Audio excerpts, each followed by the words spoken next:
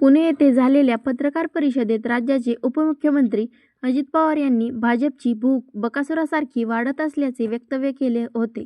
त्याच अनुषंगाने भाजप कार्यकर्त्यांकडून निषेध करण्यात आला. यावेळी चपाती, भात, अंडी, रोट याचा नैवेद्य करून निषेध व्यक्त करण्यात आला. अजित पवारांनी येत्या 2 दिवसात भाजपची माफी मागावी, अन्यथा अजित पवारांची महायुतीतून हकालपट्टी करावी अशी मागणी कार्यकर्त्यांनी केली.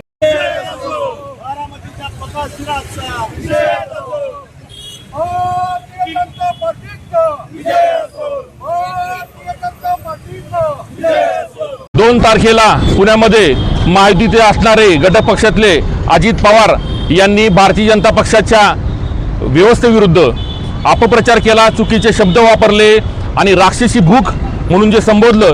सर्वप्रथम त्याच्या निषेधासाठी आज आम्ही बारामतीतले आणि पुणे जिल्ह्यातले खरे बकासूर कोण आहेत त्यांना त्या बकासुराला नैवेद्याचं ताट भारतीय जनता पक्षाच्या शहर आणि तालुक्याच्या वतीनं आम्ही इथं आज दिलेलं आहे.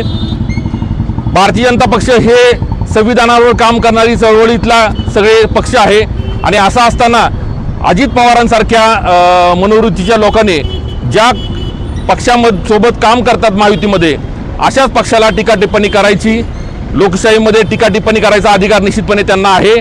पण ते असताना ज्या पद्धतीनं राक्षसी भूक म्हणजे भारतीय जनता पक्षात आणि भारतीय जनता पक्षाच्या कार्यकर्त्यांना राक्षसाची संबोधना केली आणि खरे राक्षस आणि खरे बकासूर कोण आहेत हे बारामती आणि पुणे जिल्ह्यातल्या महाराष्ट्रातल्या सगळ्या जनतेला माहिती आहे. म्हणून आज त्यांच्या निषेधार्थ आज आम्ही भारतीय जनता पक्षाच्या वतीने हे अनोखं आंदोलन केलेलं आहे.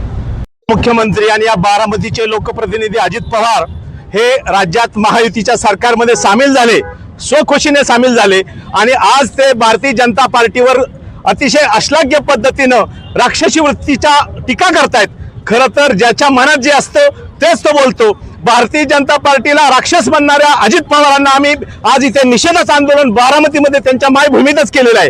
याचं कारण आहे असं, अजित पवार आपण भारतीय जनता पार्टी सोबत राज्यात देशात सत्तेसोबत आपण काम करता, त्यांचं कौतुक करता, आमच्या लाडक्या बहिणीचं मुख्यमंत्र्यांच्या योजनेचं गुणगान गाता, पण दुसरीकडे भारतीय जनता पार्टीच्या नावाने खडे फोडता. आम्ही तर स्पष्ट सांगतो, आम्हाला तर इच्छाच नव्हती भारतीय जनता पार्टीमध्ये अजित पवार यावेत, युतीमध्ये यावेत, परंतु आमच्या शीर्षस्थ नेतृत्वाचा तो निर्णय होता, आम्ही तो मान्य केला. तुम्ही लोकसभेसाठी प्रचार केला, राज्यसभा तुम्ही बळकावली, इथलं आमदार झाला तुम्ही आमच्या जीवावर आणि आज भाजपच्या नावाने खडे फोडता. पुण्यामध्ये मुंबईमध्ये अजित पवार तुमची लायकी ओळखा. अजित दादा तुम्हाला दादा म्हणण्याच्या तुम्ही पात्र राहिलेलं नाही. त्याचं कारण आहे, तुम्हाला जर भारतीय जनता पार्टी बरोबर भांडण नसेल तर बाहेर पडा. 2 पर्याय आहेत, सोबत राहायचं तर आनंदाने राहा. आणि आमच्या भारतीय जनता पार्टीच्या नेतृत्वाला आम्ही विनंती करत आहोत, आपण भारतीय जनता पार्टीने सांगितलं की हे लढत खेळीमेळीच्या वातावरणात खिलाडू वृत्तीतून व्हावी. अरे ही खिलाडू वृत्ती भारतीय जनता पार्टीवर खोटे नाटे आरोप करणारे अजित दादा तुम्ही मांडीला मांडी लावून सत्ता मुंबईत भोगता आणि पुण्यात विरोध करता. मग बारामतीमध्ये आम्ही तुम्हाला सोडल्याशिवाय राहणार आहोत का? भारतीय जनता पार्टी बारामतीच्या वतीने येत्या काळात गनिमी पद्धतीने आम्ही तुमच्या प्रत्येक गोष्टीवर लक्ष ठेवून आहोत. आंदोलन केल्याशिवाय सोडणार नाही.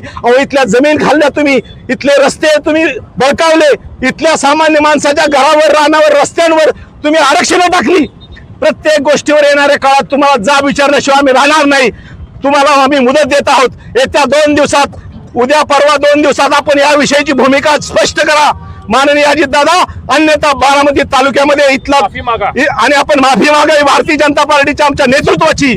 कारण आपण ज्या पद्धतीने टीका केली ती अतिशय आम्हाला वेदना देणारी आहे आणि म्हणून आम्ही तुम्हाला या आंदोलनाच्या वतीने माध्यमातून इशारा देत आहोत, आपण तात्काळ निर्णय घ्या आणि निर्णय नाही झाला तर बारामतीच्या गावागावात हे आंदोलन पोहोचल्याशिवाय राहणार नाही. मग तुमची जमीन आम्ही सोडणार नाही, तुमच्या प्रॉपर्टी सोडणार नाही, तुमच्या संस्था आम्ही कुणाच्या जागावर उभ्या आहेत आणि नगरपालिकेतला भ्रष्टाचार किती मोठा होता गेल्या 5-7 वर्षातल्या सगळ्याच गोष्टी काढू, एवढंच तुम्हाला इशारा देतो.